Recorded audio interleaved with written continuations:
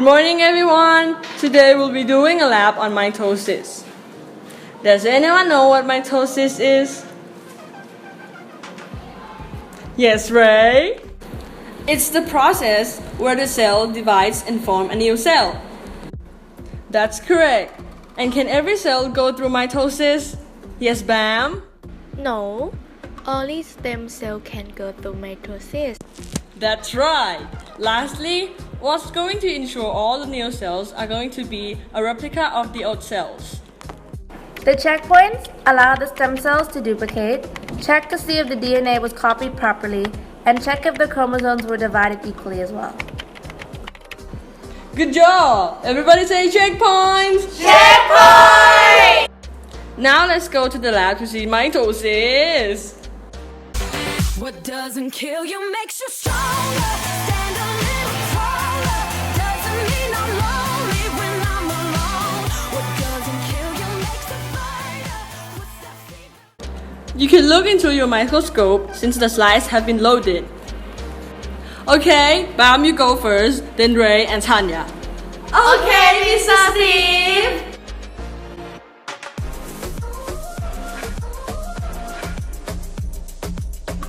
Hi, my name is Professor John, and I'll be teaching you guys how to divide, or in more scientific terms, mitosis. But sir, what is mitosis? I have prepared a short slideshow. Take your notes on the right side of your notebook. Okay? Interphase is the phase before mitosis. Most cells will live and die in this phase. It is also 90% of a stem cell's life. This is where the cell does its job, and it's also the phase where stem cells duplicate their DNA and centrosomes.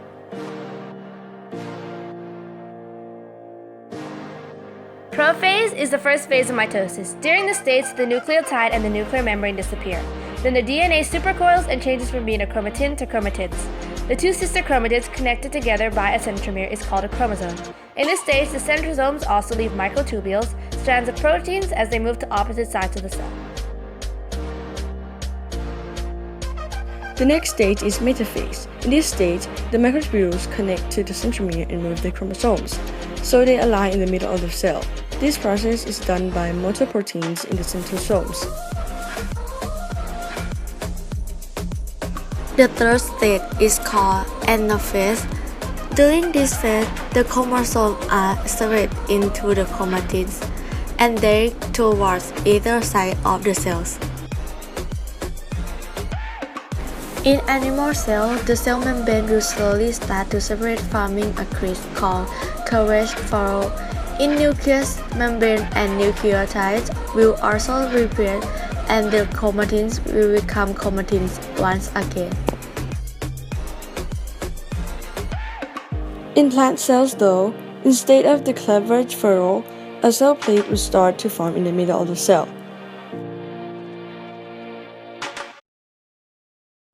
At the same time as telophase, another process called cytokinesis is also happening. In animal cells, during cytokinesis, the cell will pinch in half and split into two separate cells. In plant cells, during cytokinesis, the cell wall will finish forming, dividing the two identical plant cells. When they do split, the process of mitosis is complete, and you have two daughter cells that are identical to one another. Now, you know what mitosis is. It's time for exams!